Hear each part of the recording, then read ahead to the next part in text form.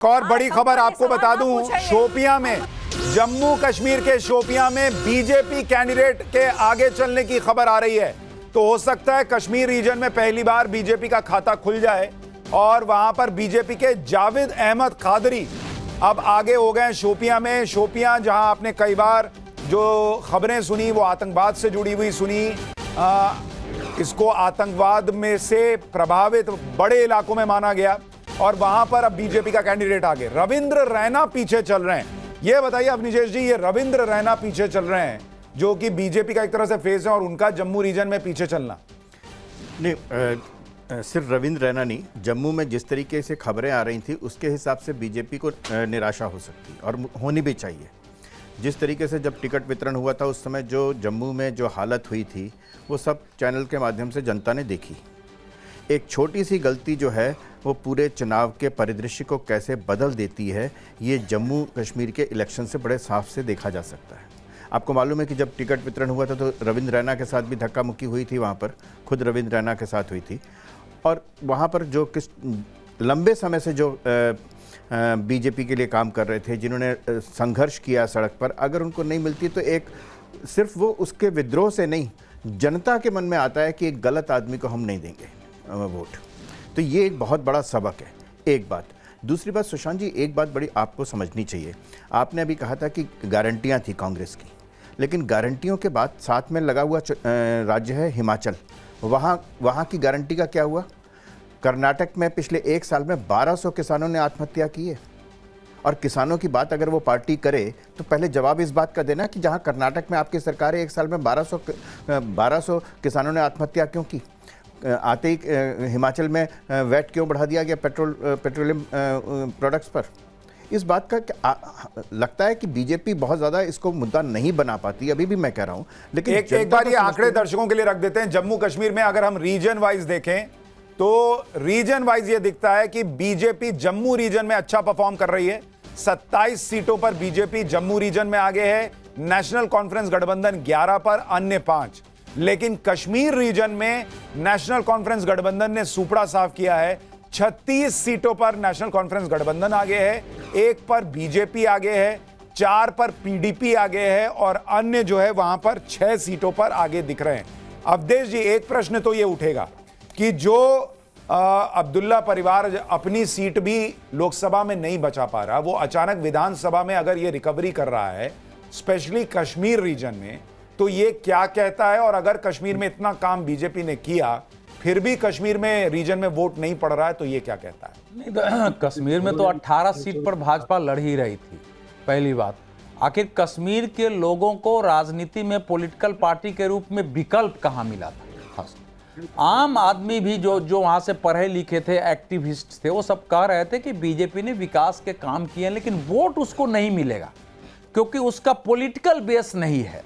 दूसरा जो एक वैक्यूम था कि भारतीय जनता पार्टी को राजनीतिक के स्तर पर नहीं, इसमें मेरा एक प्रश्न, पॉलिटिकल बेस से ही अगर वोट मिलता तो फिर आम आदमी पार्टी दिल्ली में सरकार नहीं बनाती, पंजाब में सरकार नहीं बनाती, उनका भी कोई पॉलिटिकल बेस नहीं था। उन्होंने दिल्ली में भाई उन्होंने जो किया उसको डिलीवर करके दिखाया, उनको सरकार 2 बार बनी है, 3 बार बनी है। आप पंजाब में देखिए, उन्होंने सरकार बना ली।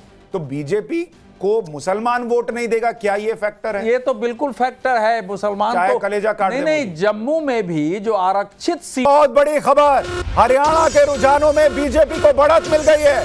ये बड़ी उलटफेर की खबर आ रही है। हरियाणा के रुझानों में पहली बार बीजेपी बढ़त के आगे चली गई है। 46 सीटों पर बीजेपी आगे, कांग्रेस 40, जेजेपी 0, आम आदमी पार्टी 0 और अन्य के खाते में 4 सीट। ये हरियाणा में गजब का उलटफेर होता हुआ दिख रहा है।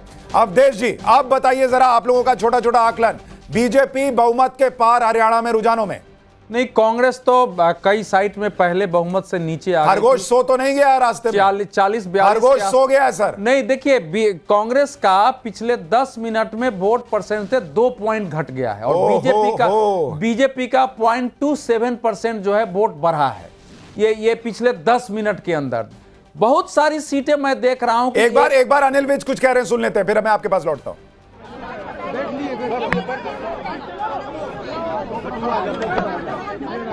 मुख्यमंत्री आवास में नजर आएंगे आप? अगर हरियाणा की जनता चाहेगी और हाईकमांड का आशीर्वाद होगा तो जरूर आएंगे, अभी तो दूर नहीं लग रहा। आज हम भावी मुख्यमंत्री से बात कर रहे हैं। भाई इकट्ठा ही कर लो, कल्ला कल्ला नहीं। देखो देखो सर बच्चे को दे दीजिए सर, बच्चे तो अनिल विज को आप सुन रहे थे।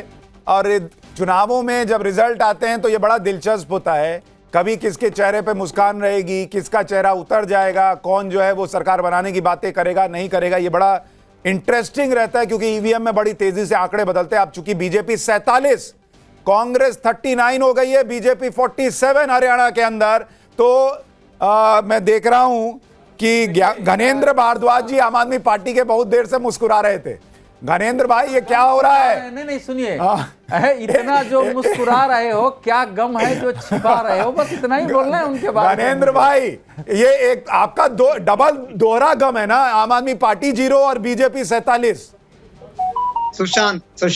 सुशांत, जम्मू कश्मीर और हरियाणा की जनता ने बहुत क्लियर मैंडेट दिया है कि भारतीय जनता पार्टी की बीजेपी 48 सर, बोलते बोलते बीजेपी 48। मैं कह रहा हूं अभी जो रुझान है, शुरुआती रुझानों को आप एक तरफ रखिए, लेकिन हरियाणा के लोगों ने बहुत क्लियर मैंडेट सर अभी आधे घंटे पहले इन्हीं शुरुआती रुझानों में आपने बीजेपी के बक्कल उतार दिए थे। कह रहा हूं भारतीय जनता पार्टी की सरकार जा रही है। जम्मू कश्मीर के अंदर सीधी कांग्रेस और नेशनल कॉन्फ्रेंस, कश्मीर बदल रहा है।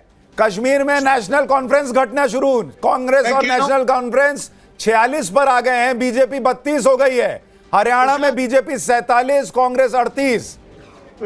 सुशांत किसी भी गलतफहमी में रहने की जरूरत नहीं है। जो गलतफहमी अनिल विज पाल के बैठे हुए हैं, अनिल विज खुद पीछे चल रहे और कह रहे मैं मुख्यमंत्री बनूंगा, पार्टी हाईकमान मुझे मुख्यमंत्री बनाएंगे। अनिल विज खुद चुनाव आ रहे हैं और अनिल विज ने पूरी हरियाणा सर देखिए, हम तो जीवन का जो सबसे बड़ा मूल मंत्र है कि अभी में जियो, तो हम पत्रकार तो अभी में जीते हैं। अभी बीजेपी आगे है तो उस पर बात कर रहे हैं, जब कांग्रेस आगे थी तब कांग्रेस की बात कर रहे थे।